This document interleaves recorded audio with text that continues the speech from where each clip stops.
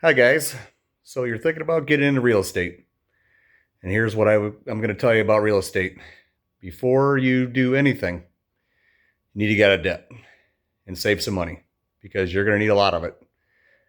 You're going to need down payment and you're going to need, you know, money for paint, supplies, sinks, showers, things of that nature, toilets.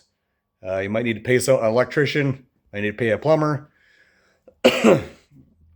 You got to start there. Then, for about a year, I want you to run deals in your head. You're going to go to Zillow or any of those websites, start looking at properties that are duplexes, fourplexes, sixplexes. Start calculating out the numbers. How much is your down payment? How much are your taxes? How much is your insurance going to be? How much repairs are they going to require? And then you're going to write this all on a piece of paper. And there's what's called the 1% rule. So if you pay $100,000 for a piece of property, which I know in a lot of states that's impossible, but here in Iowa, we find all the time you can buy a piece of property for 100 grand. So if you buy a house for $100,000, your rent has to be $1,000, 1%. That will cover the basic payment, insurance, and everything else. And that doesn't cover much else after that. So I always say the 1% rule is bullshit. I don't use the 1% rule. I go 1.5 or even 1.8, if not more, because you really want these properties to make money. I mean, why get into rental property if you're just going to lose money and give it, put it back into the property? I mean, you're going to make money on these properties regardless, but let's do it the right way. Let's make actual money. Let's just not hope that in 20 years or 30 years, this property goes up 30% in value. Let's make $900 a month, $1,000 a month, $1,200 a month after paying the payment and the insurance and the taxes. So get out of debt first. If you got $30,000 on a credit card, hunker down, pick up a second, a third, a fourth job if you need to. Start eating top ramen and hot dogs. I tell you what, I've done crazy stuff to get by. Save money, put 20% down at least. That way you can get past having a PMI insurance, because PMI insurance is just an extra bill at the end of the day. We don't want PMI insurance. And make sure your credit cards are paid off. There's programs online you can go through to get your credit cards paid off. Get rid of that first, and then keep looking at these properties, keep figuring out what they're going to cost you in the long run.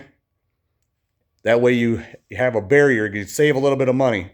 You can not just make the payment, but you can actually save some money.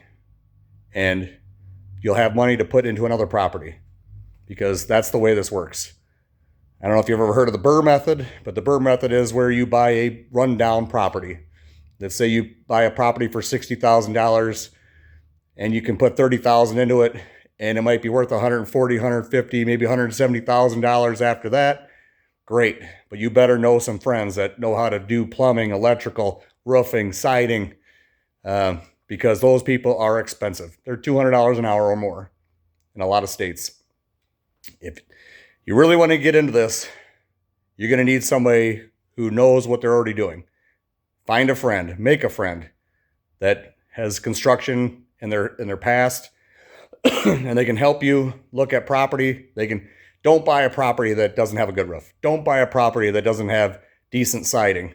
Don't buy a property that has crappy windows unless you know of a program that's going to help pay for new ones. Too many people get involved in these properties where they buy them and then they get way over their head.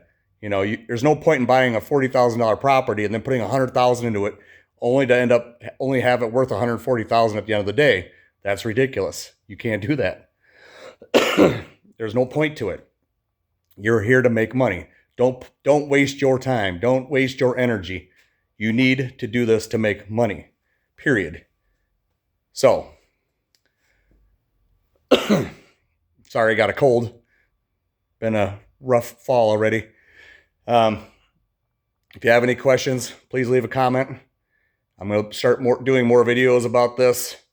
I'm going to explain how I got my first property and then my second property all in a year. And just going to keep going up from here, because in 5 years, I'm going to be retired, retire at 55, 56, somewhere in there. And I'm going to be living off my properties and just cutting grass for a living and paying myself to do it. So, any questions, comment, make sure to like and subscribe. Have a great day.